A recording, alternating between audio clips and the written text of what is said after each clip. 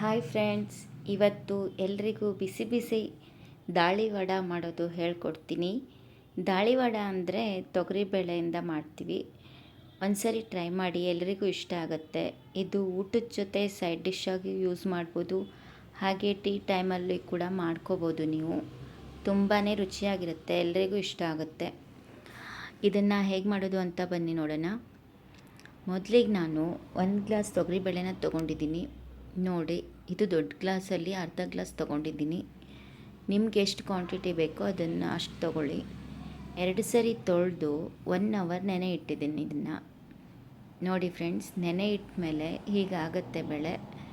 ಇದನ್ನು ಮಿಕ್ಸಿ ಜಾರ್ಗೆ ಹಾಕ್ಕೊಂಡು ರುಬ್ಕೋಬೇಕು. ನೋಡಿ, ಬೆಳೆನ ಹಾಕ್ತಾಯಿದ್ದೀನಿ. ತುಂಬಾ ನೈಸ್ ಪೇಸ್ಟ್ ಮಾಡಬೇಕಂತ ಇಲ್ಲ, ಇದಕ್ಕೆ ಸ್ವಲ್ಪ ತರಿಯಾಗಿದ್ದರೆ ಸಾಕು. ನೋಡಿ, ಬೆಳ್ಳುಳ್ಳಿ ಹಾಕಿದ್ದೀನಿ, ಶುಂಠಿ, ಜೀರಿಗೆ ಹಾಕಿದ್ದೀನಿ. ತೊಗರಿಬೇಳೆ ಅಂದರೆ ಸ್ವಲ್ಪ ಗ್ಯಾಸ್ ಅಲ್ವಾ, ಅದಕ್ಕೆ ಬೆಳ್ಳುಳ್ಳಿ ಹಾಕ್ಕೋಬೇಕು. ಇದನ್ನೆಲ್ಲನೂ ಮಿಕ್ಸಿ ಮಾಡ್ಕೋಬೇಕು. ಇವಾಗ ನಾನು ತೋರಿಸ್ತೀನಿ ಎಷ್ಟು ಪೇಸ್ಟ್ ಮಾಡ್ಕೋಬೇಕು ಅಂತ.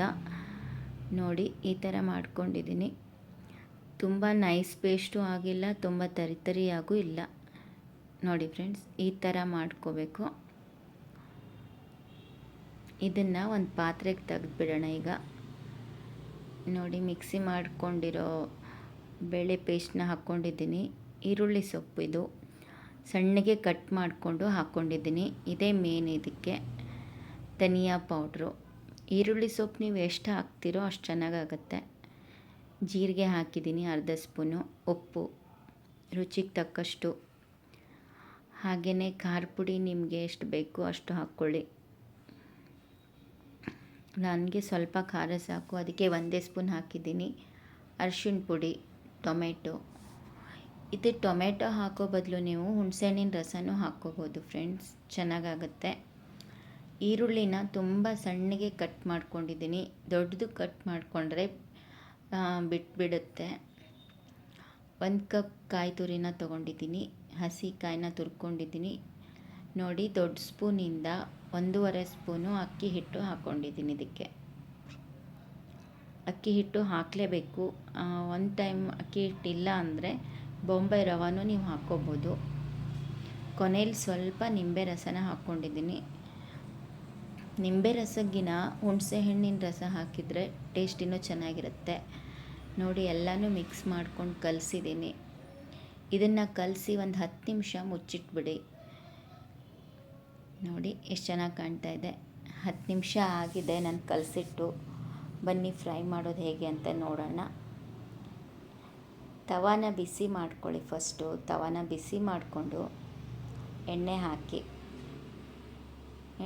ಈ ಥರ ಸಣ್ಣ ಸಣ್ಣ ಉಂಡೆಗಳನ್ನು ತೊಗೊಂಡು ಈ ಥರ ಹಾಕ್ಕೋಬೇಕು ಫ್ರೆಂಡ್ಸ್. ಈ ಥರ ಮಾಡಿಕೊಂಡು ನೋಡಿ, ಈ ಥರ ಎಲ್ಲ ಚೆನ್ನಾಗಿ ಕಲಿಸ್ಕೊಂಡು ಹಾಕ್ಕೊಂಡಿದ್ದೀನಿ. ಎಷ್ಟು ಚೆನ್ನಾಗಿ ಕಾಣ್ತಿದೆ ನೋಡಿ. ಟೇಸ್ಟು ತುಂಬ ಚೆನ್ನಾಗಿರುತ್ತೆ, ಟೀ ಜೊತೆನೂ ತುಂಬ ಚೆನ್ನಾಗಿರುತ್ತೆ. ಒಂದ್ಸರಿ ಮನೇಲಿ ಟ್ರೈ ಮಾಡಿ ನೀವು. ಎಣ್ಣೆನ ಹಾಕ್ಕೊಂಡು 2 ಸೈಡು ತುಂಬ ಚೆನ್ನಾಗಿ ಫ್ರೈ ಮಾಡ್ಕೋಬೇಕಾಗತ್ತೆ. ಇದನ್ನು ಎಣ್ಣೆ ಹಾಕಿದ ಮೇಲೆ ಒಂದು 2 ನಿಮಿಷ ಮುಚ್ಚಿಡಿ ಮೇಲ್ಗಡೆ.